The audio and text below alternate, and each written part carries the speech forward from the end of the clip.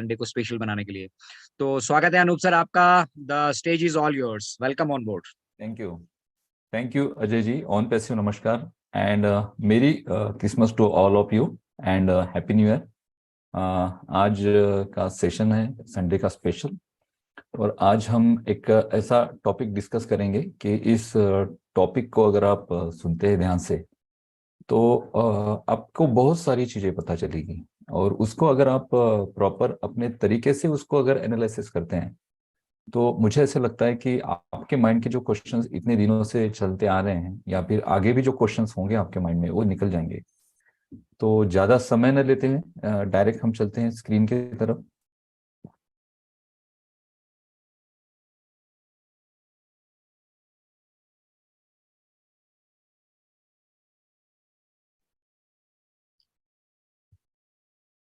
यहाँ पे मैं मेरा वीडियो ऑफ कर देता हूँ, क्योंकि वीडियो एक विंडो चलती रहती है स्क्रीन पर और उससे फिर डिस्टर्बेंस क्रिएट होते हैं। ओके, तो आज का सेशन स्टार्ट करते हैं। आज का सेशन है डाटा रेगुलेशन। डाटा क्यों इम्पोर्टेंट है, और आपने देखा होगा मैंने डाटा को एक डायमंड शेप में रखा है। क्यों रखा है मैंने डायमंड शेप में? क्योंकि आज की जो फ्यूचर सिचुएशन है, मीन्स बिजनेस की या इंटरनेट की, या फिर किसी भी नए जो एंटरप्रेन्योर होते हैं या फिर जो नए स्टार्टअप्स होते हैं या फिर पुराने जो स्टार्टअप्स हैं, उन सभी को इम्पोर्टेंट है डेटा। अब ये जो मैं डेटा यहाँ पे बोल रहा हूँ, ये हमारा मोबाइल का डेटा नहीं है जिससे हम इंटरनेट एक्सेस करते हैं। डेटा मीन्स आपके पास कस्टमर का कलेक्शन, सिंपल अगर भाषा में अगर कहें, आपके पास कस्टमर्स जो हैं या फिर आपके पास जो यूजर्स हैं या फिर आपके साथ जो लोग जुड़े हैं, उनकी सारी जानकारी, उनका मोबाइल नंबर, उनका फोन नंबर, सॉरी उनका मोबाइल नंबर, या फिर उनका अगर लैंडलाइन नंबर होगा कोई तो लैंडलाइन नंबर, उनका ईमेल एड्रेस, उनका पर्सनल एड्रेस, उनका नाम, ये जो सारी जानकारी है इसे हम डेटा कहते हैं। और आपने देखा होगा ऊपर यहाँ पे मैंने एक यहाँ पे एक इमेज लगाई है और यहाँ पे लिखा है डेटा एनालिसिस। तो हम डेटा एनालिसिस करेंगे, और डेटा एनालिसिस के जो जॉब्स है ना, अभी आप यूट्यूब पे या फिर फेसबुक पे आप जाते हैं तो वहाँ पे बहुत सारे कोर्सेस आ रहे हैं डेटा एनालिसिस के। और ये डेटा एनालिसिस का जो अभी जॉब है, ये किसी आईटी से रिलेटेड, कोई अगर वेब डिजाइनर है, कोई आर्किटेक्ट है, आईटी में नए प्रोग्रामिंग को डेवलप करता है, या कोई डेवलपर है, कोडर है, सेम उसी तरह डेटा एनालिसिस का भी एक बहुत बड़ा सेक्टर है मार्केट में, और बहुत ज़्यादा डिमांड है। डेटा एनालिसिस करने वाले जो लोग होते हैं उन्हें हाई सैलरी ऑफर की जाती है बहुत सारे कंपनीज की तरफ से, क्योंकि आज डेटा मैनेज करना, डेटा को गेन करना और हमारे पास जो डेटा है उसको, उस डेटा को यूज करना, ये बहुत जरूरी हो जाता है किसी भी बिजनेस के लिए। और हर बिजनेस चाहता है कि हम हमारे पास जो डेटा है उसे प्रॉपर तरीके से हम यूज करना है। आज के सेशन में हम देखेंगे कि डेटा क्यों इम्पोर्टेंट है। और आज का स्पेशली मैं आपको जो बताना चाह रहा हूँ, मैं आपको ये बताना चाह रहा हूँ क्योंकि हम क्या कर रहे हैं, स्पेशली ऑन पैसिव क्या कर रही है, और ऑन पैसिव का मेन जो अभी मकसद है, या फिर ऑन पैसिव जिस बिजनेस मॉडल के थ्रू ऑन पैसिव शुरू हुई, तो उसके पीछे क्या ऐसा थॉट रहा होगा, क्या ऐसा आइडिया रहा होगा। बेसिकली हम सारे लोग डेटा कलेक्ट कर रहे हैं। हमारी कंपनी ऐसी है कि जिसने लॉन्चिंग के पहले डेटा कलेक्ट किया, और आगे भी हम डेटा कलेक्ट करेंगे। इस डेटा, इस शब्द से आपके इनकम जुड़े हैं। तो आपको इस सब्जेक्ट को समझना बहुत ज्यादा इंपॉर्टेंट। डेटा ये जो सब्जेक्ट है, इसी सब्जेक्ट से हमारे आने वाले इनकम्स, हमारे आने वाले रेवेन्यूज और हमारा आने वाला फ्यूचर जुड़ा है। तो डेटा, इस सब्जेक्ट को अगर आप समझ जाते हैं ठीक से, तो मुझे नहीं लगता है कि आपके माइंड में कोई डाउट्स होंगे। और आप जो सारे लोग, बहुत सारे लोग माइंड में क्वेश्चन करते हैं कि भाई क्या जरूरत थी हमें इतने सारे फाउंडर्स बनाने की, क्या जरूरत थी ऑन पैसिव को इतने सारे लोगों तक पहुंचने की। तो ये क्वेश्चन जो है ना, ये इजीली आपके दूर हो जाएंगे अगर आप इस टॉपिक को समझ लेते हैं। तो स्टार्ट करते हैं आज के टॉपिक को। तो डेटा क्यों इम्पोर्टेंट है, और कौन सी ऐसी कंपनीज हैं जो डेटा के बेस पर आज एक यूनिकॉर्न और सुपर यूनिकॉर्न स्टेटस को हासिल कर चुके हैं इंटरनेट पे, बल्कि पूरा इंटरनेट ही वो ड्राइव कर रहे हैं, पूरा इंटरनेट। मुझे मैं यहाँ पे एक बात कहना चाहता हूँ, मैंने यहाँ पे एक वर्ड दिया है, डेटा कलेक्टर। अब डेटा कलेक्टर क्या है? इंटरनेट पर जो बड़ी बड़ी कंपनीज है ना, इन कंपनीज को मैं सर्विस प्रोवाइडर कंपनीज नहीं मानता हूँ, मैं इनको डेटा कलेक्टर मानता हूँ। ये सिर्फ डेटा कलेक्ट करते हैं मार्केट से, सिर्फ डेटा। और इन्हें पता है कि डेटा क्यों इंपॉर्टेंट है। एक बार डेटा आ जाए हमारे पास, फिर हम हमारी सर्विसेज को जिस तरह से चाहे उस तरह से बेच सकते हैं, जितनी बार चाहे उतनी बार बेच सकते हैं, सिर्फ एक बार हमारे पास डेटा आ जाए। और डेटा जनरेट करने के जो तरीके हैं, तरीके भी अभी बदल चुके हैं। पुराने तरीके अलग थे, अभी के नए तरीके अलग हैं। और अभी नए किसी बिजनेस को, नए किसी स्टार्टअप को डेटा जनरेट करना इतना आसान नहीं है, पॉसिबल नहीं है, इतना आसान नहीं है। क्योंकि ऑलरेडी ऑलरेडी यूजर्स का जो डेटा है ना, वो ऑलरेडी जो एग्जिस्टिंग कंपनीज है इंटरनेट पर, उन तक पहुंच चुका है। वहां पे आपका डेटा स्टोर हो चुका है, उन लोगों ने आपका ऑलरेडी डेटा ले लिया है।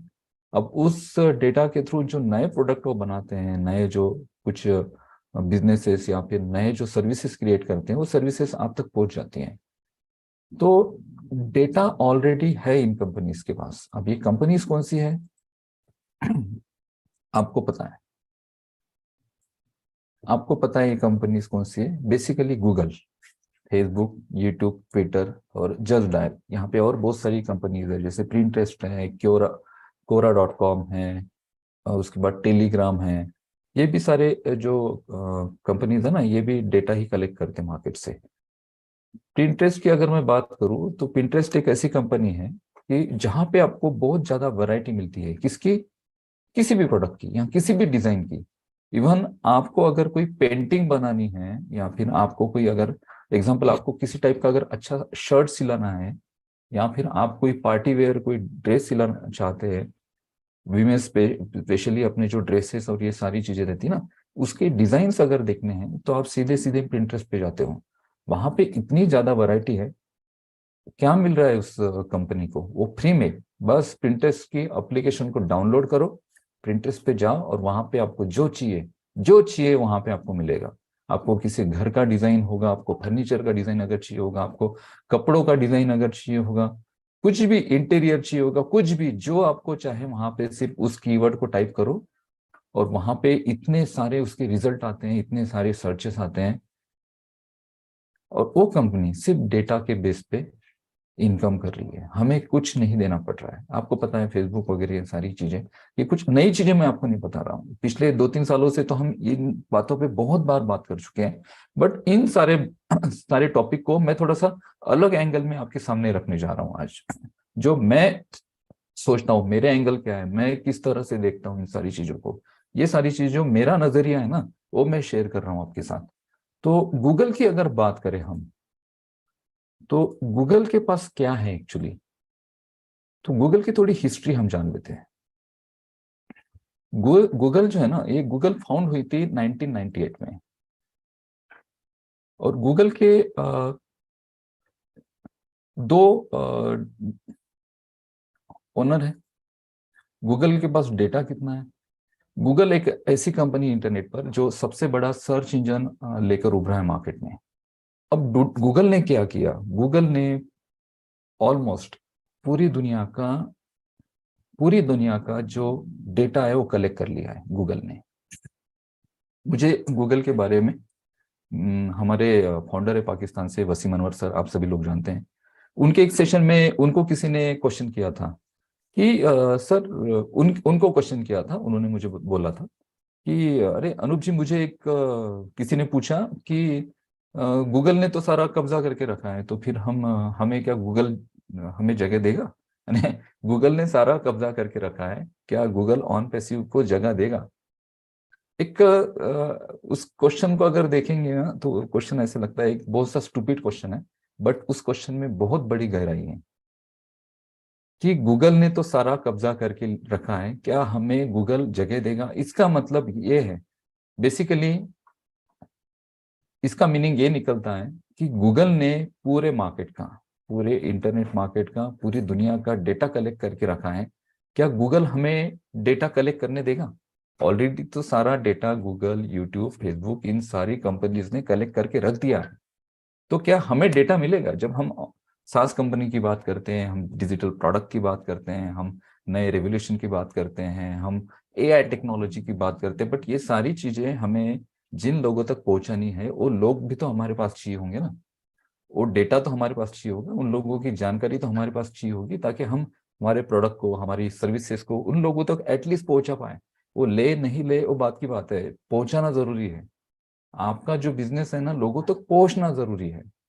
वो उस बिजनेस के साथ आए, आपको प्रोडक्ट, आपका प्रोडक्ट परचेस करे या आपकी सर्विसेज ले, ये मैटर नहीं करता है, आप उन तक पहुंचना जरूरी है। बट ऑलरेडी पूरी दुनिया का जो डेटा है इन सारी कंपनीज के पास है। और ये शुरुआत हुई थी 1998 में, जब गूगल बना। गूगल एक सर्च इंजन बना। गूगल के पहले याहू था, बिंग था, याहू अभी भी चल रहा है, बट गूगल ने एक नई स्ट्रेटेजी यूज की। गूगल ने क्या किया, गूगल ने अपने अल्गोरिदम इस तरह से सेट किए कि गूगल के जो सर्चेस है ना, वो बहुत जल्दी जल्दी सर्चेस होने लगे। बहुत सारा डेटा गूगल उसके लिए यूज करता था। सर्वर्स गूगल के ऐसे थे कि उस सर्वर्स पे अपलोडिंग और ये सारी चीजें थोड़ी फास्ट होने लगी। उस वक्त तो 2G और ये सारी चीजें थी, इतना इंटरनेट एडवांस नहीं था। बट सर्विसेज गूगल ने ऐसी देनी शुरू की कि बहुत सारी जो वेबसाइट्स है, जो बहुत सारी बिजनेसेस है, जो अलग अलग प्लेटफॉर्म पे अपना बिजनेस रन कर रहे थे। और उस वक्त एक स्टार्टअप भी था इंटरनेट का। इंटरनेट उस वक्त नया था, बट बाकी अलग जो प्लेटफॉर्म पे कंपनीज थी, वेबसाइट्स थी, उन्होंने अपने आप को गूगल सर्च इंजन के साथ अपने आप को गूगल सर्च इंजन के साथ अपने आप, गूगल सर्च कंसोल है उसके साथ अपने वेबसाइट को अपलोड करना शुरू किया, और वहां से फिर लोगों के सर्चेस बढ़े। गूगल की अगर बात करें तो पूरी दुनिया में 39 डाटा पॉइंट्स है गूगल के। 39 डाटा पॉइंट्स मीन्स 39 टाइप का डाटा कलेक्ट करता है गूगल। 39 टाइप का। जैसे एग्जांपल, आप किसी वेब पेज पे जाते हो, ठीक है, किसी वेब पेज पे जाते हो और उस वेब पेज पे पर्टिकुलर कोई आपको चीज सर्च करनी है। मान लीजिए आप कुछ किसी भी एक प्रोडक्ट को पकड़ लेते हैं, आप एक मोबाइल सर्च करना है। तो मोबाइल सर्च करने वाले कितने लोग हैं, उसके अलावा बाकी कितने सारे प्रोडक्ट को या सर्विसेज को सर्च करने वाले लोग हैं, इन सारे सर्चेस का जो डेटा है ना, वो गूगल के पास है। और वो डेटा जो है 39 39 टाइप्स का डेटा गूगल कलेक्ट करती है। तो गूगल के पास जो डेटा कलेक्ट करने के जो सोर्सेस हैं वो 39 टाइप के हैं। फेसबुक की अगर बात करें तो फेसबुक के पास 12 सोर्सेस हैं जिससे फेसबुक कलेक्ट करती है। अप्रोक्सीमेटली अगर गूगल की हम बात करें तो 50 ट्रिलियन प्लस इमेजेस है गूगल पर। सिर्फ images 50 trillion plus. 1 trillion plus Google के पास वीडियोस है। इतना डेटा है गूगल के पास। और इन डेटा को, इन इमेजेस को, वीडियोस को सर्च करने के लिए डेली 10,000 ट्रिलियन सर्चेस होते हैं। ट्रिलियंस की बात कर रहा हूं मैं, 10,000 ट्रिलियंस के सर्चेस होते हैं गूगल पे। तो इतना सारा डेटा गूगल के पास है।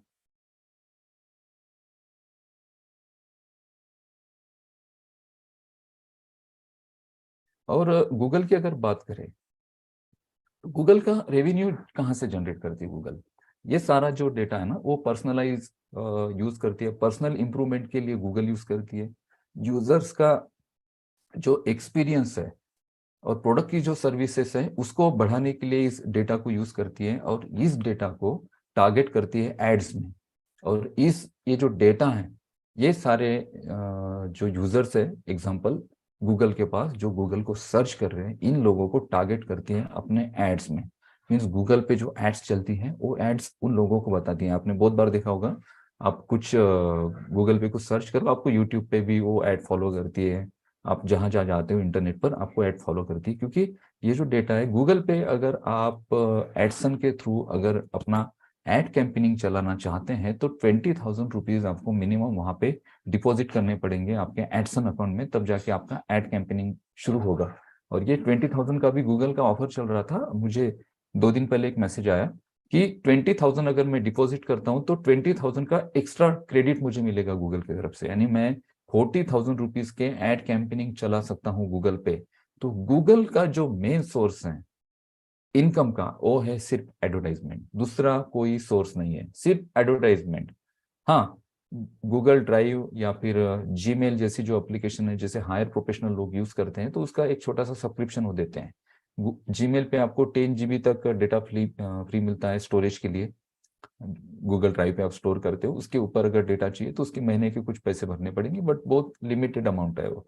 लिमिटेड अमाउंट क्यों है? 100-150 रुपए होंगे, बट 100-150 रुपए को अगर आप करोड़ों लोगों के साथ काउंट करते हैं तो ये बहुत बहुत ज्यादा अमाउंट हो जाता है। तो गूगल की अगर बात करें तो गूगल के पास सबसे ज्यादा डेटा इंटरनेट पर। ओनर कौन है गूगल के? Larry page and Sergey Brin, ये गूगल के ओनर हैं।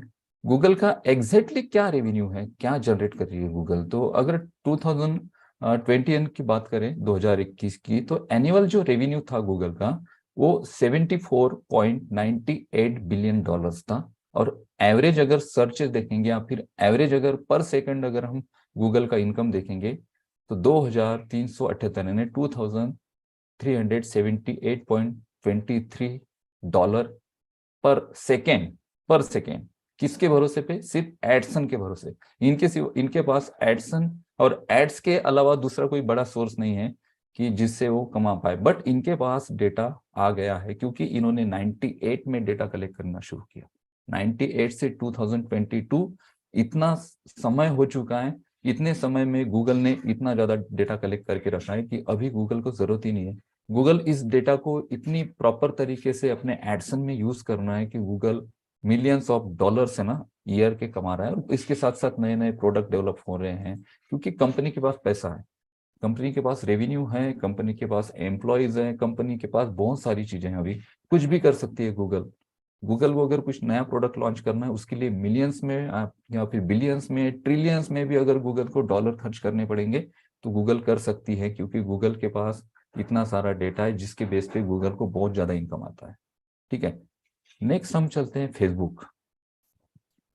फेसबुक की अगर हिस्ट्री देखें तो मार्क जुकरबर्ग आपको पता है फेसबुक के सीईओ हैं। इसके अलावा इनके 2-3 दोस्त थे उनके साथ, एडार्डो सेवेरिन, डस्टिन मोस्कोविट्स और क्रिस यूजेस, ये 3-4 दोस्त थे। और फेसबुक का जो एक एप्लीकेशन जो रेडी हुई थी, तो ये इसके साथ एक स्टोरी है कि कॉलेज की छुट्टियां चल रही थी और दोस्त एक दूसरे के साथ, सारे जो दोस्त थे वो एक दूसरे के साथ कनेक्ट होना चाहते थे। और फेसबुक का एक प्रोजेक्ट था जो यूनिवर्सिटी से, उनकी जो यूनिवर्सिटी थी हार्वर्ड यूनिवर्सिटी, वहां से वो डेवलप हुआ था। मार्क जुकरबर्ग और बाकी सारे लोगों ने उसे डेवलप किया था, बट मार्क जुकरबर्ग ने उसे कमर्शियल यूज करना चाहा। तो बहुत बड़ी स्टोरी है फेसबुक की, आप सभी को पता है, मैं उस स्टोरी में नहीं जाना चाहता हूँ। आप गूगल पे जाके फेसबुक की हिस्ट्री सर्च कर सकते हैं। हिस्ट्री हमारा टॉपिक नहीं है आज, मैं जस्ट एक नॉलेज के लिए आपको बता रहा हूँ। हमारा टॉपिक जो टॉपिक है मेन वो है डाटा।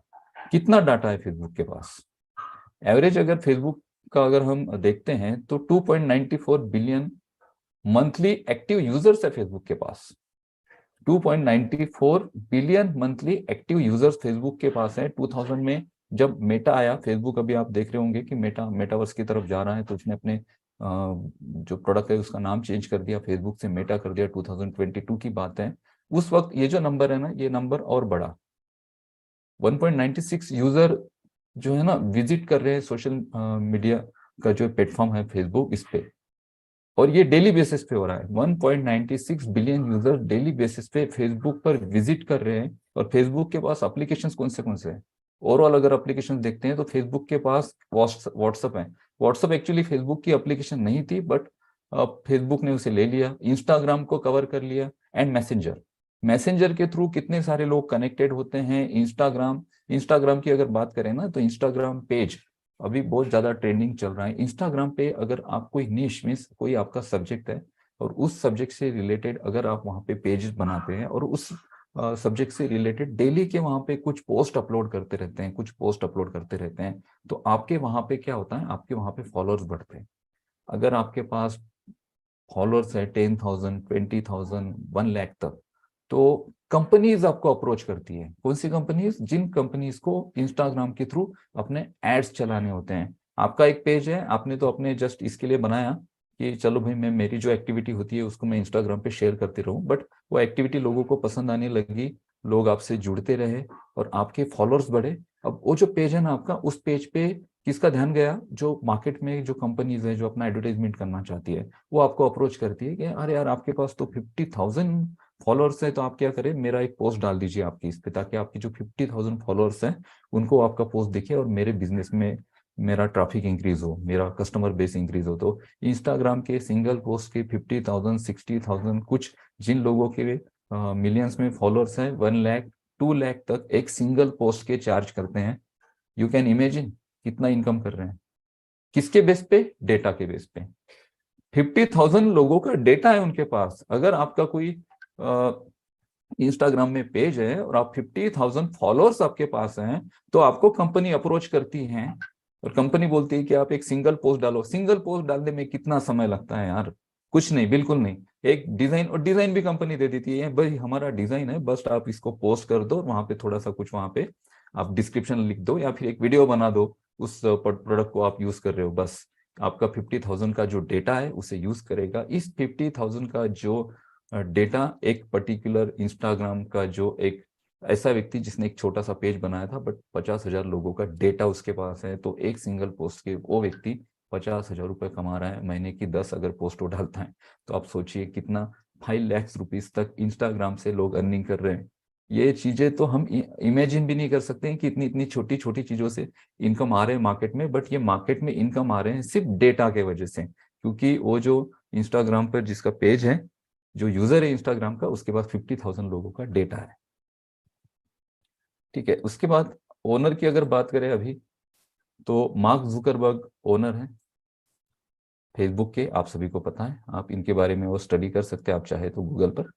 रेवेन्यू की अगर बात करें हम फेसबुक की, तो फेसबुक ने क्या किया, फेसबुक ने 2021 में 117 यानी 117.9 बिलियन डॉलर्स का रेवेन्यू जनरेट किया पूरे फेसबुक से। पूरे फेसबुक मीन फेसबुक के अंदर अंडर जो कंपनीज है, व्हाट्सएप है, इंस्टाग्राम है, इन सभी से।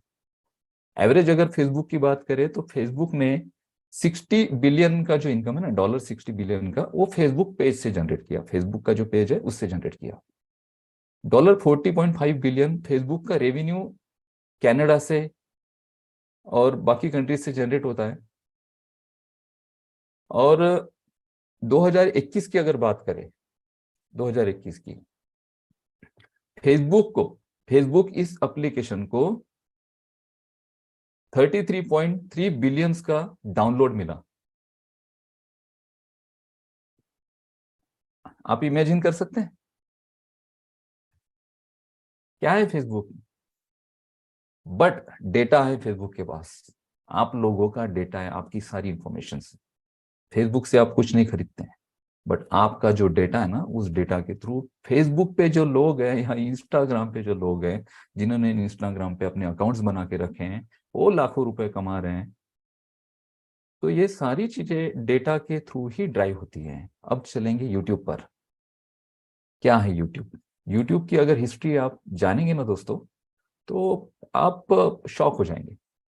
3 दोस्त थे, चार्ड हर्लिन, स्टीवन चेन और जावेद करीम। ये 3 दोस्त थे और ये बहुत ज्यादा परेशान थे। खाना खाने गए एक रेस्टोरेंट में, डिनर कर रहे थे और बहुत ज्यादा परेशान थे। ये 2004 की बात है। ये इतने परेशान थे कि ये चाह रहे थे कि भाई वीडियो फाइल शेयर हो जाए इंटरनेट पर, और ऐसा कुछ वहां पे जरिया ही नहीं था कि वीडियो फाइल उस वक्त शेयर करें, कुछ नहीं था। बहुत परेशान थे, बहुत परेशान थे। और उनकी बात माइंड में वही चीजें चल रही थी कि भाई क्या ऐसा हम करें, या फिर ऐसा क्या सोर्स हम ढूंढे कि हम जो वीडियो फाइल है उसको शेयर कर पाए। ये तीन मेन ऐसे 3 लोग जिन्होंने आपके पास यूट्यूब दिया, ये फाउंडर है यूट्यूब के, Chad Hurley, Steve Chen and Jawed Karim. फिर इनके माइंड में एक आइडिया आया कि हम कुछ ऐसा कुछ डेवलप करते हैं कि जिससे हम यूट्यूब का नाम तो उन्होंने बाद में दिया, बट ऐसा हम कुछ चीज ढूंढते हैं, बनाते हैं कि हम वीडियो शेयर कर पाए। तो मई 2000 की बात है, 2005 की, 2005 की। वहां पे क्या हुआ कि उन्होंने एक एप्लीकेशन डेवलप की जिसका नाम था यूट्यूब। यूट्यूब को उन्होंने रजिस्टर्ड भी कर लिया। और एक जूम में, ये जो जावेद करीम है ना, इन 3 फाउंडर्स में से एक, जूम में एक छोटा सा उन्होंने 19 सेकंड का वीडियो बनाया था खुद का। जब वो जूम में एक हाथी है और वो हाथी से बात कर रहे हैं, छोटा सा वीडियो है, वो बनाया था। फिर उसको सितंबर 2005 में उसे अपलोड किया। अपलोड करने के बाद उसमें कुछ व्यूज आए, लोगों को पता नहीं था ये क्या था। स्टार्टअप देखिए, शुरुआत देखे देखे कहाँ से हुई। एक टेबल पे बैठे थे, खाना खा रहे थे, माइंड में एक क्वेश्चन चल रहा था कि वीडियो को हम किस तरह से शेयर करें। वहां से इनोवेशन क्रिएट हुआ, एक एप्लीकेशन बनी यूट्यूब, और छोटा सा वीडियो एक 19 सेकंड का उन्होंने उस वक्त शेयर किया। क्या जब वो 19 सेकंड का वो वीडियो शेयर कर रहे थे, क्या उनके माइंड में ऐसा था कि ये जो मैं एक 19 सेकंड का वीडियो शेयर कर रहा हूँ, एक छोटा सा जो हमने एक मजाक मजाक में जो एप्लीकेशन बना दिया, ये पूरे इंटरनेट के ट्रैफिक को ड्राइव करेगा, आने वाले फ्यूचर के लर्निंग प्रोग्राम को रन करेगा। अभी जितने भी लर्निंग प्रोग्राम चल रहे हैं ना, ये सारे सारे यूट्यूब के माध्यम से चल रहे हैं। यूट्यूब पे देखिए कितने कंटेंट क्रिएट हो रहे हैं, और ये कंटेंट कब से क्रिएट होने शुरू हुए, ये भी बात पे आएंगे हम। ठीक है, उसके बाद क्या हुआ, नवंबर में एक वेंचर कैपिटल कंपनी है, उन्होंने इनके प्रोजेक्ट में $3.5 मिलियन का इन्वेस्टमेंट किया, और ये बिजनेस इनका शुरू हुआ। बाद में फिर इसका पब्लिशमेंट शुरू हुआ। फिर ये जब जैसे बिजनेस शुरू हुआ, उसके बाद 2006 में 2006 में गूगल ने एक्वायर कर लिया था फेसबुक, अपने यूट्यूब को।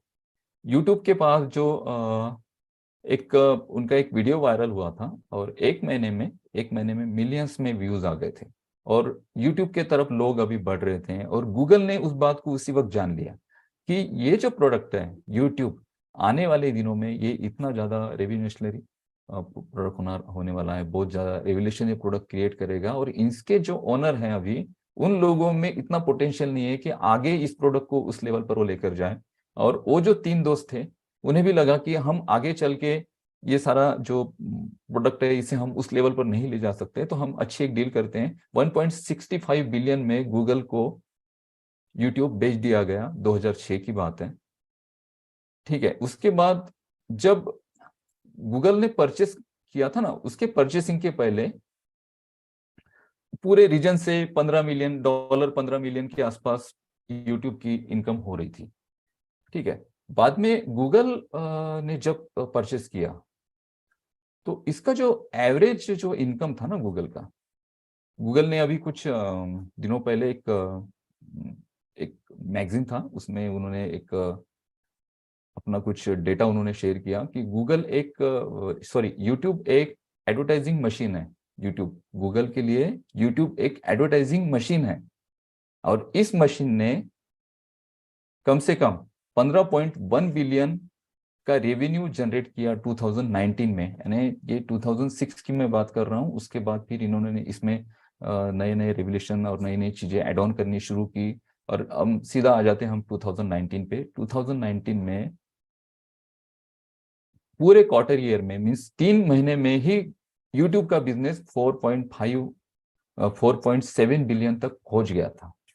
आपको पता है ये कितना अमेजिंग है। एक छोटा सा एक एप्लीकेशन, और वो छोटे से एप्लीकेशन को इसलिए बनाया गया कि हम हमारा वीडियो शेयर करें, बट वो एप्लीकेशन की कंपनी बनी, उस कंपनी को किसी बड़े कंपनी ने खरीद लिया। अब वो कंपनी उस प्रोडक्ट को ड्राइव कर रही है।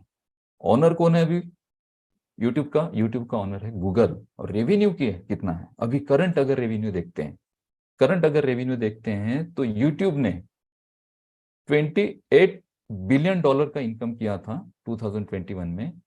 ठीक है, और ये जो $28 बिलियन का जो इनकम है ना, ये इनका एग्जैक्ट प्रॉफिट है। इनकम इससे बड़ा हो गया था, ये प्रॉफिट की मैं बात कर रहा हूँ। जो गूगल का जो पार्टनर प्रोग्राम है यूट्यूब के माध्यम से जो चलता है, जिसमें एडसन, जैसे आप यूट्यूब पे कोई वीडियो बनाते हो और आप आपके चैनल को मोनेटाइज करते हो, तो गूगल के जो पार्टनर प्रोग्राम में आप जा सकते हो। तो 55% तक जो रेवेन्यू है ना, गूगल वो अपने पार्टनर्स में शेयर करता है, एडसन से जो रेवेन्यू जनरेट होता है। तो यूट्यूब के भरोसे पे चल रहा है, यूट्यूब चल रहा है सिर्फ एडसन के भरोसे पे। यूट्यूब पे सिर्फ एडसन लगती है।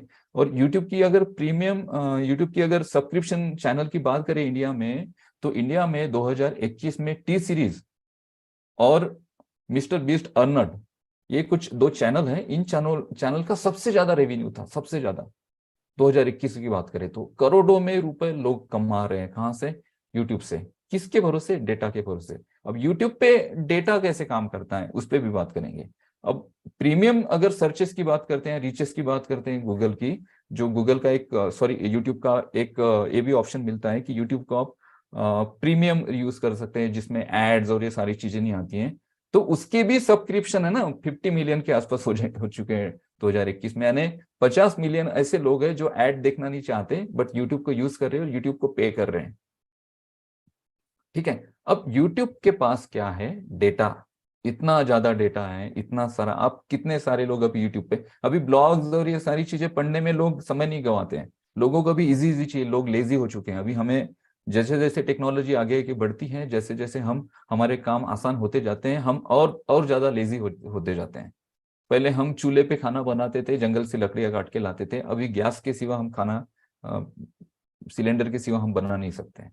एक दिन बोलिए आप किसी को कि भाई सिलेंडर खत्म हो गया, चूल्हा लगाइए, वो बोलेगा अरे यार कहाँ चूल्हा लगाऊं, जोमेटो या स्विगी से मैं ऑर्डर कर लेता हूँ खाना, कल जब सिलेंडर आएगा तब देखेंगे। तो हम लेजी होते जा रहे हैं दिन ब दिन। अब जब हम लेजी होते जा रहे हैं तो हम जो टेक्स्ट कंटेंट है उसे नहीं पढ़ रहे हैं, हम वीडियो कंटेंट, हमें वीडियो चाहिए, हमें ऑडियो चाहिए। उस वजह से जो ट्रैफिक है ना, ये यूट्यूब पे ड्राइव हो रहा है। अगर गूगल यूट्यूब को उस वक्त नहीं खरीदती तो गूगल के लिए आज बहुत बड़ा प्रॉब्लम क्रिएट होता। आज ये जब से इंटरनेट का जो प्राइजेस है वो कम हुआ तब से। तो YouTube की अगर बात करें हम, तो YouTube पे 50 मिलियन सब्सक्राइबर ऐसे हैं जो YouTube को पे करते हैं। अब YouTube के पास कितना डेटा है, YouTube के पास मोस्टली पूरे वर्ल्ड का अगर देखेंगे ना तो 1/4 पूरा डेटा YouTube के पास, गूगल के पास है। और यहाँ से कहाँ कैसे लोग जनरेट करते हैं डेटा के थ्रू, डेटा यहाँ पे आपका कोई चैनल है, आप चैनल बनाते हैं, आपको पता है, आप YouTube पे चैनल बनाइए, वहां पे फिर वीडियोस पोस्ट करें, फिर आपके सब्सक्राइबर बढ़ेंगे, फिर आपके सब्सक्राइबर जितने ज्यादा बढ़ेंगे उतने आपके व्यूज बढ़ेंगे, और जितने आपको व्यूज बढ़ेंगे उतना आपको रेवेन्यू जनरेट होगा। आपके व्यूज बढ़ेंगे, आपके सब्सक्राइबर्स बढ़ेंगे, मीन्स आपका डेटा बढ़ेगा।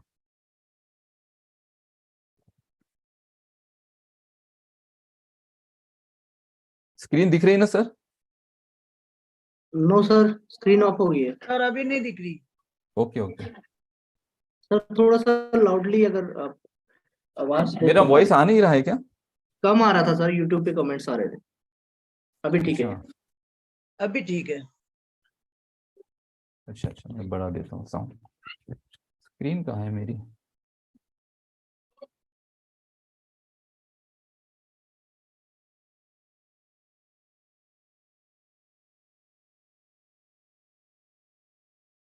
दिख रही है अभी? यस क्लियर हाँ जी। सर। ओके। तो YouTube पे क्या है, YouTube पे आप चैनल बनाते हैं, YouTube पे आप आपके सब्सक्राइबर गेन करते हैं, मीन्स आपका डेटा गेन करते हैं। जितने ज्यादा आपके पास सब्सक्राइबर्स होंगे, मीन्स जितना आपके पास डेटा होगा, जितनी आपके पास जानकारी होगी, उतना आप रेवेन्यू जनरेट करते हैं। तो यहाँ पे भी बात क्या आती है, यहाँ पे भी आपके पास डेटा है, इस वजह से आप इनकम करते हैं। तो आज डेटा को अगर हम रिलेट करना चाहे किसी बात से, तो हम डेटा को सीधा सीधा रिलेट कर सकते हैं इनकम से। जिसके पास जितना ज्यादा डेटा, उसके पास उतना ज्यादा इनकम। ट्विटर की अगर बात करें तो ट्विटर की हिस्ट्री आपको पता है, ट्विटर फाउंड हुई थी, एक ऐसी कंपनी थी 2004 में, और ट्विटर भी थोड़ा सा मार्केट में चलने लगी।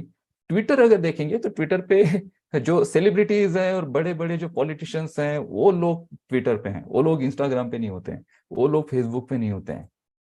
और जैक डोजी जो थे इसके फाउंडर्स थे। उसके बाद इनके पास कितना डेटा था ट्विटर के पास, ट्विटर के पास भी approximately 450 million monthly active users हैं। अभी अगर करंट यूजर की बात करें तो 4,500 मिलियन मंथली यूजर्स हैं। और ओनर कौन है अभी इनके? इनके ओनर है अभी 2022 में इस बिजनेस को इलॉन मस्क ने एक्वायर कर लिया था। अब ट्विटर का जो बिजनेस है अभी 44 बिलियन डॉलर का जनरेट हुआ। और ये एक ऐसा प्लेटफॉर्म है कि जहाँ पे एडसन के थ्रू ही रेवेन्यू जनरेट होता है। इनके पास भी डेटा है। इनके पास कौन सा डेटा है? इनके पास ऐसा डेटा है जो लोग ट्वीट करते हैं, वहां पे भी एड्स चलते हैं। Twitter generated 5 billion revenue in 2021। ये 35% जो है ना इंक्रीज हुआ था लास्ट ईयर से। और 92% ट्विटर का जो रेवेन्यू है वो एडवर्टाइजमेंट से ही जनरेट हुआ था 2021 में। और ट्विटर की अगर बात करें तो 206 मिलियन डेली एक्टिव यूजर्स हैं, और 38 मिलियन यूजर्स ट्विटर के यूनाइटेड स्टेट में हैं। तो ट्विटर भी इनकम कर रही है। और ट्विटर कहां से कर रही है इनकम? डेटा से। उनके पास डेटा है, उस डेटा को एडवर्टाइजमेंट प्रोवाइड करो, उस डेटा से जो वो एड्स पे जो व्यूज आएंगे वहां से जो एडवर्टाइजमेंट कंपनीज है उनसे रेवेन्यू कमाओ, और ये रेवेन्यूज बिलियंस में है, मिलियंस में है। ऑलरेडी डेटा इन्होंने लेके रखा है इतने सालों से। अब बात करेंगे एक इंडियन कंपनी की, और वहां से सीधा हम ऑन पैसिव पे जंप करते हैं। इंडिया की एक कंपनी है जस्ट डायल, आप सभी को पता है। जस्ट डायल की अगर हिस्ट्री देखेंगे तो जस्ट डायल एक छोटी सी फर्म थी, और ये 50,000 रुपए में इसका स्टार्टअप शुरू हुआ था। और 50,000 में एक स्टार्टअप शुरू हुआ था, जिसके ये 1996 की बात है। VSS मनी इसके फाउंडर हैं उस वक्त। और एक ऐसी फर्म थी, उस वक्त इंटरनेट नहीं था इतना, इंटरनेट पर ना तो इनकी वेबसाइट्स थी और ना कुछ था। तो यहाँ पे इन्होंने जो जनरेट किया, यहाँ पे बहुत सारा डेटा इन्होंने भी कलेक्ट किया। मैं पर्सनली जस्ट डायल को यूज करता हूँ। मेरा 12,000 रुपीज का सब्सक्रिप्शन होता है जस्ट डायल का हर साल का।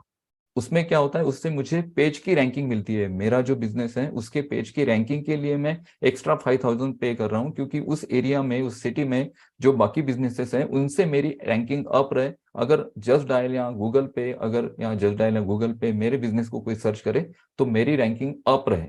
बाकी जो सिटी में जिम्स है उनसे ज्यादा मेरी रैंकिंग हो, उसके लिए मैं 12,000 पे करता हूँ। और वहां से मुझे लीड जनरेट होती है। जस्ट डायल के थ्रू अगर कोई मेरे बिजनेस पे जाता है तो उसकी लीड मुझे जनरेट होती है। यानी मैं भी ओवरऑल डेटा कलेक्ट करने के लिए एक ऐसे डेटा कंपनी को पैसे दे रहा हूं, जो कंपनी मार्केट का डेटा कलेक्ट करके उस डेटा को मार्केट में दे रही है, और लोगों को डेटा जनरेट करने के लिए सपोर्ट कर रही है, या फिर उनको डेटा जनरेट करने के लिए सर्विसेज दे रही है। तो यहां पर भी बात आ जाती है डेटा की। तो कितना डेटा है इनके पास, कितना डेटा है? ये इंडियन कंपनी है, और ये कंपनी जब शुरू हुई थी एक छोटे से स्टार्टअप से शुरू हुई थी। 50,000 रुपीज से इन्होंने VSS मनी जो है इन्होंने शुरू की थी 2096 में।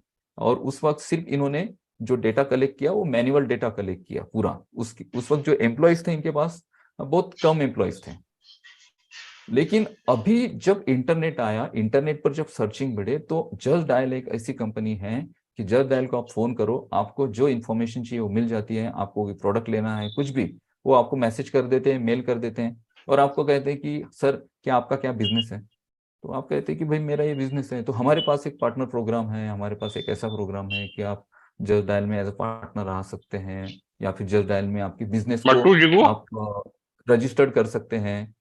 किसी का माइक शुरू है शायद। जस्ट डायल में आप किसी अपने आप को रजिस्टर्ड कर सकते हैं और आपके बिजनेस को यहाँ से ग्रो कर सकते हैं। तो ये ऑफर करते हैं आपको जब आप इनको कॉल करते हैं। तो ये ऑफर क्यों करते हैं कि इन्हें दो टाइप का डेटा चाहिए। एक तो कस्टमर्स का डेटा, ऐसे कस्टमर्स जिन तक ये चीजें पहुंचाई जाए, और दूसरा ऐसे कस्टमर्स जिनसे ये सब्सक्रिप्शन ले सके। तो इनका सब्सक्रिप्शन बेस पे काम चलता है। जस्ट डायल की ये स्क्रीन शायद रोहित जी, स्क्रीन किसी ने ऑफ की शायद, दिख रही है अभी? बोर तो नहीं हो रहे आप लोग शायद? ओके। नहीं नहीं सर, बहुत बढ़िया चल रहा है। तो इनके पास भी डेटा है, लेकिन इनके डेटा का इनकम करने का जो मेन सोर्स है वो है सब्सक्रिप्शन। जस्ट डायल का ऐसा कोई पेज नहीं है कि जहां पे एड्स चलती हैं। जस्ट डायल की ऐसी कोई बहुत बड़ी वेबसाइट नहीं है जहां पे एड्स चलती हैं। But just dial subscription base पे लोगों के सब्सक्रिप्शंस लेती है और उनको डेटा प्रोवाइड करती है। तो जस्ट डायल भी कमा रही है डेटा के बेस पे। और जस्ट डायल का इनकम कितना है? कॉल की अगर बात करें तो 1 मिलियन कॉल्स डेली बेसिस पे, यानी डेली 1.9 मिलियन लोग कॉल करते हैं जस्ट डायल को। इंडिया की मैं बात कर रहा हूं। और सर्चेस की अगर बात करें तो 1125.7 मिलियन ऑनलाइन सर्चेस है just dial. 1.16 million unique visitor है डेली बेसिस पर जस्ट डायल पर। 7.22 मिलियन डेली पेज व्यूज, यानी 7.22 70 लाख के आसपास, 75 लाख के आसपास इंडिया से लोग, इंडिया से या फिर यूके से भी, यूनाइटेड स्टेट से भी यहाँ पे सर्चेस आते हैं, बट इंडिया से ज्यादा क्यूरीज आती है। तो ये एवरेज मिलियन में इनके डेली पेज व्यूज हैं। और ये जो कंपनी है, इस कंपनी का एक रिकॉर्ड है कि यूएस में इसको जस्ट डायल को 3.4 मिलियन एप्लीकेशन को डाउनलोड किया गया मोबाइल प्लेटफॉर्म पे। 3.4 मिलियन। क्यों? क्योंकि इनके पास डेटा है। ओनर की बात करें आगे, अभी अगर ओनर की बात करें तो जुलाई 16 जुलाई 2021 की बात है, यानी इसी साल मुझे मैसेज भी आया था। इसी साल रिलायंस ने जस्ट डायल को खरीद लिया है। मीन्स 3,497 3,497 करोड़ रुपए में जस्ट डायल को खरीद लिया है। किसने? रिलायंस ने। इतने शेयर्स थे उनके खरीद लिए। मुझे मैसेज आया था, सर आपका जो सब्सक्रिप्शन है वो अपडेट कर लीजिए, क्योंकि रिलायंस ने खरीद लिया है जस्ट डायल को और बाद में अभी पैकेजेस की जो रेट है बढ़ने वाले हैं। मैंने कहा ठीक है, जब देखेंगे उस वक्त। अभी आप 1 महीने पहले, 6 महीने पहले कॉल कर रहे हैं, अभी तो 6 महीने बचे हैं उस सब्सक्रिप्शन को खत्म होने में। या फिर उस वक्त मैं देखूंगा कि भाई मुझे जस्ट डायल के साथ कंटिन्यू करना है या नहीं है, या फिर मैं कुछ नए सोर्सेज ढूंढूंगा मेरे लिए ट्रैफिक जनरेट करने के। तो 3,497 करोड़ रुपए में जस्ट डायल को अभी खरीद लिया है रिलायंस ने। क्यों खरीदा? क्या जरूरत थी रिलायंस को? रिलायंस को चाहिए डेटा, सिर्फ डेटा के लिए खरीदा गया है। और ये जो कंपनी थी जस्ट डायल, उनके जो ऑनर थे उन्होंने सोचा यार मैंने भी 98 में शुरू किया था, अब 20-25 साल हो गए हैं, अभी मैं क्या ये टेंशन पालू, चलो मैं इस कंपनी को बेच देता हूँ। 50,000 से शुरू हुई कंपनी और 4,000 करोड़ में बिक गई। 50,000 की कंपनी शुरू हुई थी, 4,000 करोड़ में बिक चुकी है मार्केट में। उन्होंने भी पैसे लेके उन्होंने चाहा कि चलो मैं थोड़ा स्ट्रेस से दूर होता हूँ, शांति का लाइफ जीते हैं, चलो ये जो फंड इतना आया है इसको कहीं दूसरी और इन्वेस्ट करेंगे और इतना स्ट्रेस में नहीं रहेंगे। बट रिलायंस ने स्ट्रेस ले लिया, क्योंकि डेटा मैनेज करना इतना आसान नहीं है। कितने एम्प्लॉयज हैं? बहुत सारे, लाखों में एम्प्लॉयज है जस्ट डायल के पास। और जस्ट डायल का रेवेन्यू अगर हम देखेंगे तो जस्ट डायल का जो रेवेन्यू है ना, वो भी 500 करोड़ है इंडिया की बात करें तो। ये 31 मार्च की बात है 2021 की। 500 करोड़ जस्ट डायल भी कमा रही है सिर्फ डेटा के बेस पे। तो ये मैं आपको ये समझाना चाह रहा था कि डेटा क्यों इंपॉर्टेंट है, और ये जितनी भी कंपनीज है इंटरनेट पर, ये डेटा पे इतना फोकस क्यों करती हैं। और ये जो अभी डेटा जनरेट करने के ऑप्शंस थे, जैसे मैंने कहा, जैसे गूगल ने मार्केट को पूरे वेब पेजेस दे दिए, बहुत बहुत वेबसाइट्स के सर्चेस दे दिए, यूट्यूब जैसा ऑप्शन दे दिया, वीडियो कंटेंट और ये सारे, तो ऑलमोस्ट 1/4 ऑफ डेटा पूरे वर्ल्ड का वो गूगल के पास है, फेसबुक के पास है, ट्विटर ने भी बहुत सारा डेटा जनरेट कर लिया है। और जस्ट डायल जैसी जो लोकल कंपनीज है, वो जो किसी कंट्री पे चलती हैं, जैसे इंडिया में जस्ट डायल बेसिकली चलती हैं, तो बहुत सारी ऐसी कंपनीज होगी जो अलग अलग कंट्रीज में भी अपने बहुत सारी जस्ट डायल जैसी कंपनीज होगी। इन सारे लोगों ने डेटा जनरेट कर लिया है। अगर इंफॉर्मेशन किसी को लेनी है तो लोग जस्ट डायल को कॉल करेंगे। अगर ट्विटर पे कोई ट्वीट करना है तो ट्विटर पे जाएंगे, वीडियो अगर देखना है तो यूट्यूब पे जाएंगे, अपने सोशल मीडिया से जुड़ना है तो फेसबुक के पास जाएंगे, सर्चेस अगर चाहिए, इंफॉर्मेशन चाहिए, इमेजेस चाहिए, वीडियोस चाहिए तो गूगल के पास जाएंगे। अगर कुछ एक्स्ट्रा ऑर्डिनरी कुछ सर्च करना है, कुछ डिजाइन सर्च करने हैं तो पिंटरेस्ट के पास जाएंगे, कोई क्वेश्चन अगर पूछने हैं तो quora.com के पास जाएंगे। quora.com पता है क्या? quora.com एक ऐसी एप्लीकेशन है दोस्तों, आपको मैं बताना चाहूंगा कि quora पे आप एक आपका अकाउंट बनाओ और आपके क्वेश्चन पूछो। आपके माइंड में जो भी क्वेश्चन आता है वहां पे लिख दो, वहां पे बहुत सारे लोग मिलते हैं जो आपके क्वेश्चन के आंसर देते हैं। मैं कोरा पे पिछले 2 साल में बहुत ज्यादा लिखता था, उस पे इतने लिखता था। स्पेशली अर्चना ने बहुत ज्यादा ब्लॉग लिखे हैं कोरा पे, इतने ज्यादा लिखे हैं कि उन्होंने एक ब्लॉग लिखा था, थोड़ी वो अर्चना जी थोड़ी स्पिरिचुअल है, तो उन्होंने एक दुर्गा चालीसा पे ब्लॉग लिखा था। तो उस ब्लॉग को 50,000 लोगों ने देखा उस ब्लॉग को, और कितने सारे लोगों ने लाइक किया। अब क्या क्या इससे क्या मिला किसी को? बट वो जो हमने ब्लॉग लिखा था, उस ब्लॉग के नीचे हमने सिर्फ पूरा ब्लॉग नहीं लिखा था, ब्लॉग लिखा और आधे का जो ब्लॉग था उसकी लिंक पेस्ट कर दी थी हमारे ब्लॉगिंग वेबसाइट की। हम चाहते थे कि यहाँ पे हम लोगों के आंसर दे, बट पूरा आंसर ना दे, हम छोटा सा आंसर दे और बाकी का आंसर लोग हमारे वेबसाइट पे आके देखें। ये उसके पीछे रीजन था। तो कोरा पे अगर आप जाते हो तो आपके जो सवाल है वहां पे पूछते हैं लोग, आके वहां पे जवाब देते हैं और अपने वेबसाइट्स के लिंक्स भी वहां पे डालते हैं, ताकि कोरा पे जो ट्रैफिक आ रहा है वो उसको अपने वेबसाइट पे रिडायरेक्ट करे।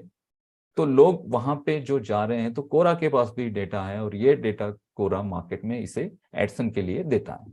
तो ये सारा डेटा कलेक्ट करने का जो ये चल रहा है इतने दिनों से, तो ये जो सारी कंपनीज है, इन्होंने ऑलरेडी मार्केट का जितना भी डेटा है 1/4 या फिर 100%, किसी ना किसी कंपनी की बात करें तो जितने भी कंपनीज हैं आज इंटरनेट पर, इन लोगों ने पूरा डेटा कलेक्ट करके रख दिया है। अब हमारे पास ऑप्शन ही नहीं है, हमारे पास है ही नहीं लोग की क्या हम दे। अब सोशल मीडिया की अगर हम बात करें, अगर हम ओनेट की बात करें, तो फेसबुक तो ऑलरेडी यूज कर रहे हैं लोग, ओनेट पे कैसे शिफ्ट होंगे? पॉसिबल है इतनी जल्दी? सर्च इंजन तो हमारे पास है नहीं, गूगल पे लोग जाते हैं। यूट्यूब जैसा प्लेटफॉर्म हमारे पास है नहीं, वहां पे देख लेते हैं लोग। जस्ट डायल जैसी सर्विसेज हमारे पास है नहीं, वो तो ऑलरेडी लोग ले रहे हैं सर्विस। लोगों के पास ये सारे ऑप्शंस हैं, लोगों का डेटा भी वहां पे है और वहां पे सर्विसेज उनको मिल रही है। और डेटा के थ्रू कंपनीज भी कमा रही हैं, जो लोग कंटेंट बना रहे हैं वो भी लोग कमा रहे हैं, जो ब्लॉग पोस्ट लिख रहे हैं वो भी कमा रहे हैं। तो फिर हमें क्यों डेटा मिलेगा? ऑलरेडी डेटा तो पूरे मार्केट का डेटा इन सारी कंपनीज ने अपने साथ ले लिया है। और ये बात पता थी मिस्टर ऐश मुफारिक। अभी चलते हैं हम हमारे मेन टॉपिक पे। मिस्टर ऐश को ये बात पता थी कि इंटरनेट पे हमें, जब हम किसी प्रोडक्ट बेस्ड बिजनेस को हम डेवलप करना चाह रहे हैं, हम टेक्नोलॉजी एडवांस लेकर आए हैं, तो हमें इन सारी टेक्नोलॉजीज को, इन सारे प्रोडक्ट को, हमारी सर्विसेज को लोगों तक पहुंचाना है। मीन्स हमारे पास डेटा होना चाहिए, हमारे पास कस्टमर्स होने चाहिए, हमारे पास जानकारी होनी चाहिए। उस वजह से ये बिजनेस मॉडल डेवलप हुआ। ये बिजनेस मॉडल जो डेवलप हुआ, उनकी जो आइडिया है, हमेशा मैं जब उनकी आइडिया को देखता हूं तो उन्हें पता था कि मार्केट में डेटा जो है ना, आज की करेंसी है डेटा। जिस कंपनी के पास जितना ज्यादा डेटा होगा, वो कंपनी सबसे ज्यादा बूम करेगी। इंटरनेट पर आने वाली पूरे इंटरनेट के पूरे जनरेशन को, या फिर इंटरनेट की पूरे दुनिया को वो कंपनी लीड करेगी। तो ऑन पैसिव का जो मेन उनके माइंड में था कि डेटा, हमें डेटा कलेक्ट करना है। और डेटा कलेक्ट करने के जो सोर्सेस हैं, वो सोर्सेस ऑलरेडी बंद हो चुके हैं। बहुत सारी कंपनी जो पुरानी चल रही हैं, उन्होंने डेटा कलेक्ट। अनूप सर आपका माइक म्यूट हो गया। अभी हमारे पास क्या सोर्स है डेटा कलेक्ट करने का? तो अभी हमारे पास जो सोर्स है, उस सोर्स को हम यूज करते हैं। तो वो सोर्स उन्होंने क्रिएट किया। उन्होंने क्या किया, ऑन पैसिव जब बनाई तो वहां पे उन्होंने प्राइमरी लेवल पर डेटा कलेक्ट किया। और ये डेटा कितना है? ये 1.4 मिलियंस का डेटा प्राइमरी लेवल पर कलेक्ट किया। हम जो फाउंडर्स हैं, एक्चुअली हमारा डेटा है, ठीक है। अब यहाँ पे आप थोड़ा इसे को रिलेट करिए यूट्यूब के साथ। सिंपल, यूट्यूब के पास क्या है? डेटा है, ठीक है। और यूट्यूब पे आप क्या करते हो? चैनल बनाते हो। चैनल बनाने के बाद क्या करते हो? वीडियो पोस्ट करते हो। वीडियो पोस्ट करने के बाद क्या होता है? लोग व्यूज देते हैं। व्यूज के बाद क्या होता है? आपकी एड्स चलती हैं। जितने ज्यादा आपके पास व्यूज होंगे, उतना ज्यादा आपको अर्निंग होगा। और गूगल के या फिर यूट्यूब के आप पार्टनर प्रोग्राम में 55% तक उनका जो रेवेन्यू है, जो लोग वो जनरेट करते हैं, 55% तक रेवेन्यू यूट्यूब अपने कंटेंट क्रिएटर में बांट देती है, डिस्ट्रीब्यूट कर देती है। तो यहाँ पे हम जो है ऑन पैसिव का प्राइमरी डेटा है, जो ऑन पैसिव के डेटा को मल्टीपल करेगा। ऑन पैसिव अगर डायरेक्टली लॉन्च होती तो कितने लोग होते जो गूगल पे जाके उसे सर्च करते? बहुत कम, बहुत कम। ये जो हमारे थ्रू जो डेटा कलेक्ट होगा, और ये डेटा इतना ज्यादा डेटा कलेक्ट होगा कि आप सोच भी नहीं सकते हैं। तो ऑन पैसिव ने ये जो सारा बिजनेस मॉडल डेवलप किया, हमें फाउंडरशिप दी, हमें पार्टनर बनाया, इसलिए क्योंकि प्राइमरी लेवल पे कंपनी को एक बड़ा डेटा मिला। और ये 14 मिलियंस जो 1.4 मिलियन जो कंपनी के यूजर्स हैं, ब्रांड एम्बेसडर्स हैं, और हम कंपनी के फाउंडर भी हैं। हमें ब्रांड एम्बेसडर कहा क्योंकि हमारे डेटा के थ्रू कंपनी अपना डेटा बढ़ाएगी। और जितना डेटा कंपनी के पास बढ़ेगा, जितना ज्यादा यूजर्स तक ऑन पैसिव पहुंचेगा, उतना ज्यादा अर्निंग होगा ऑन पैसिव को। और ऑन पैसिव के पार्टनर प्रोग्राम में जो लोग शामिल हुए, यानी ऑन पैसिव में जो लोग फाउंडर बने उन लोगों को। अब हम बात करेंगे कंपनी के प्रोडक्ट की। कुछ 2 प्रोडक्ट की मैं बात करता हूँ। सारे प्रोडक्ट तो हम यहाँ पे नहीं स्टडी कर पाएंगे, क्योंकि इन प्रोडक्ट के लिए मैं अलग से एक डेडिकेटेड वीडियो बनाने वाला हूँ। तो हम ओ ट्रिम की अगर बात करें, तो कंपनी को ये पता था कि मार्केट में अभी प्रोडक्ट चल रहे हैं, बट हम ऐसा कुछ उसमें ऐड करें कि वो प्रोडक्ट तो चलता रहे, बट उस प्रोडक्ट के थ्रू हम डेटा भी कलेक्ट कर पाए। तो ओ ट्रिम में जब आप यूआरएल ट्रिम करते हैं, कस्टम यूआरएल बनाते हैं, और उस यूआरएल को अगर किसी को भेजते हैं, तो उस यूआरएल को टारगेट किया जाता है। मींस उस यूआरएल पे कितने क्लिक्स आ रहे हैं, कितने सर्च आ रहे हैं। यहाँ पे ओ ट्रिम में आपको एक पेज दिखेगा। इस पेज में आप देखिए टारगेटेड यूआरएल, और लास्ट में देखिए क्लिक्स। यानी आपने अगर कोई यूआरएल ट्रिम की, तो उस यूआरएल को कितने लोगों ने टारगेट क्लिक किया, उसका आपको एक डेटा आपके पास आ जाता था।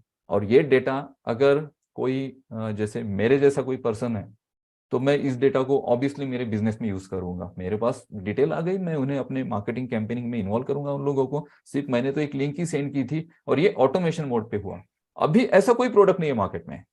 कंपनी को पता है कि हमें डेटा कलेक्ट करने की कुछ नए नए आइडियाज लेके आने पड़ेंगे, तो ओ ट्रीम एक बहुत बड़ा आइडिया है। आगे तो बहुत सारी चीजें हैं, मैं छोटी सी चीज बता रहा हूँ। ओ ट्रीम एक बहुत बड़ा आइडिया है। ओ टीम पे आप जाके सिंपल आपकी यूआरएल को शॉर्ट करते हैं, कस्टम यूआरएल बनाते हैं, किसी को सेंड करते हैं, वो व्यक्ति उस पर क्लिक करता है, आगे किसी को भेजता है, वो क्लिक करता है, उसके आगे वो यूआरएल जाती है, वहां पे क्लिक के साथ क्लिक्स होते हैं और यहाँ पे उसका सारा डेटा जनरेट होता है। इस डेटा को यूज करिए आप आपके बिजनेस में जहां पे आप यूज करना चाहते हैं, या फिर इस डेटा को कंपनी भी टारगेट करेगी नए मार्केट को, नए अपने प्रोडक्ट को देने में। तो यहाँ से डेटा कलेक्ट हुआ। तो हमारे सारे प्रोडक्ट जो है ना, इसका मेन सोर्स है डेटा कलेक्ट करना। अब हम बात करेंगे ओमेल की। ओमेल के बारे में कुछ जो मैंने स्टडी की वो आपको बताना चाहता हूँ, जो मेरे पॉइंट ऑफ व्यू है ओमेल के बारे में।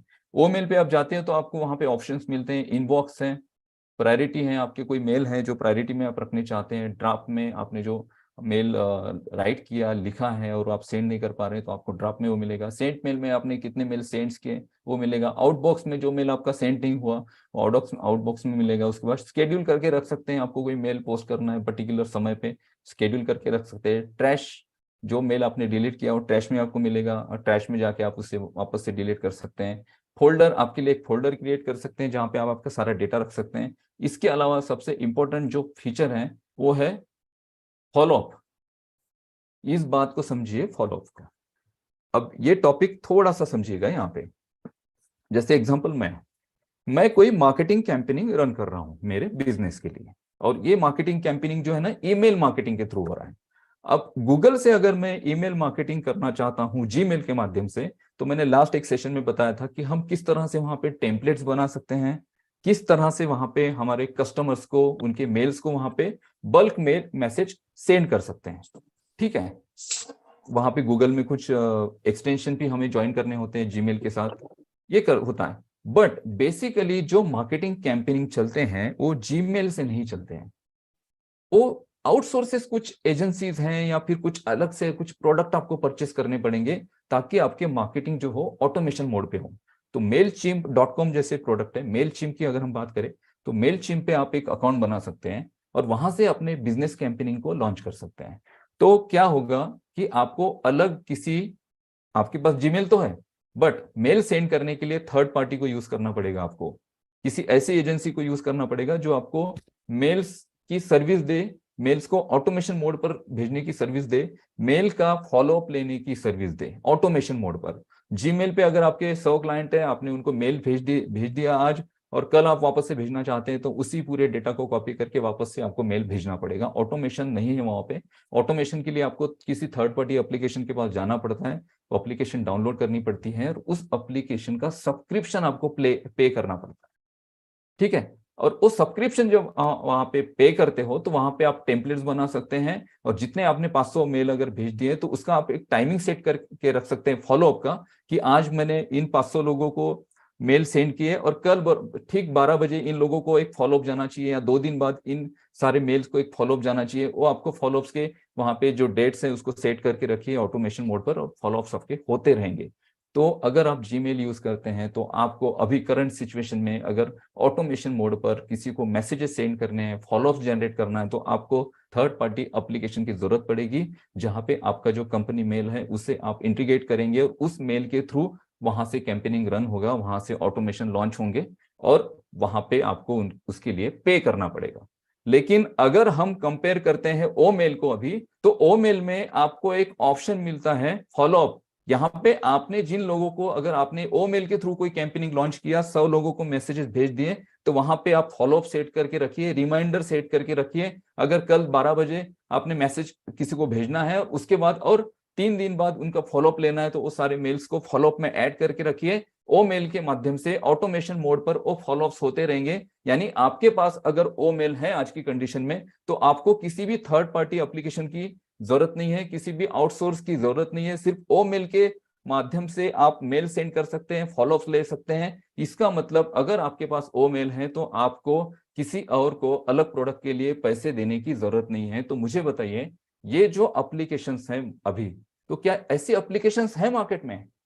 नहीं है। अभी ज्यादा से ज्यादा जीमेल का यूज होता है।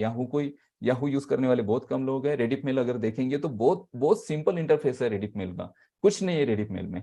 यहाँ पे आपको इतने अच्छा यूजर फ्रेंडली डैशबोर्ड मिला है, इतने ऑप्शन मिले हैं। वीडियो मेल पे अगर क्लिक करेंगे तो वीडियो मेल आप किस कलर में भेजना चाहते हैं उसके भी आपको ऑप्शन मिलते हैं।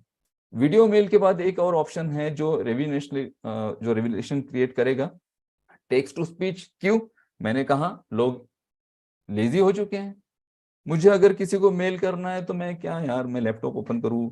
अभी तो मैं थोड़ा सा कार में बैठा था, अभी तो मैं थोड़ा ट्रैवल कर रहा था, अभी तो मैं ऑफिस जा रहा हूँ और अर्जेंट मेल करना है, क्या करूं? कहाँ घर पे जाना पड़ेगा वापस और लैपटॉप ओपन करना पड़ेगा और उसके बाद फिर मुझे मेल सेंड करना पड़ेगा। बट आपके पास ऑप्शन है ओ मेल में टेक्स्ट टू स्पीच। बस आपके जो स्पीच है उसको बोलिए, वहां पे टेक्स्ट क्रिएट हो जाएंगे, सेंड कर दीजिए और आपको जो टेक्स्ट आया है उसको आप स्पीच में सुन भी सकते हैं।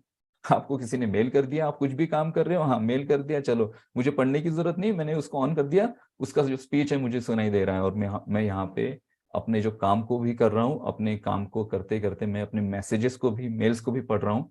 तो आप सोचिए दोस्तों कि ये जब प्रोडक्ट आएंगे मार्केट में तो क्या होगा, और ये सारे प्रोडक्ट मार्केट में डेटा कलेक्ट करेंगे। यहाँ पे जो फॉलोअप्स आपको मिल रहे हैं, यहाँ पे वीडियो मेल किसी को, तो ऑन पैसिव के जितने भी एप्लीकेशन हैं, अगर ओ मेल की बात करें, हम ओ नेट की बात करें, हम ओ कनेक्ट की बात करें, हम किसी भी अगर प्रोडक्ट की बात करें, तो हमारा जो पहला जो अभी मोटिव है ना ऑन पैसिव का, वो है डेटा कलेक्ट करना।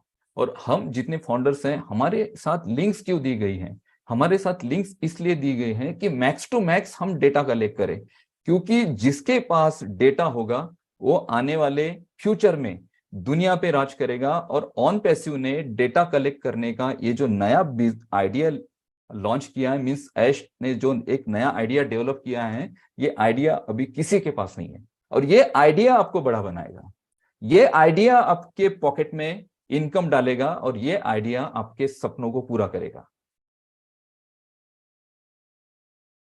ये सारी चीजें हैं जो आपसे मैं शेयर करना चाहता था। Thank you so much oh to Rohit ji, मैं शायद आज ज्यादा एक्साइटेड हो गया। Thank you. Thank you so much sir, thank you so much. Super.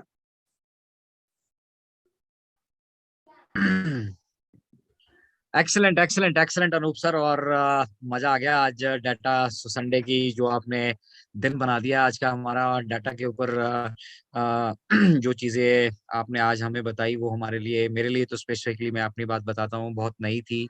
और yes ladies and gentleman, data is next currency. तो डाटा को आप एक करेंसी की तरह भी देख सकते हैं, और अगर आपके पास डाटा है, आप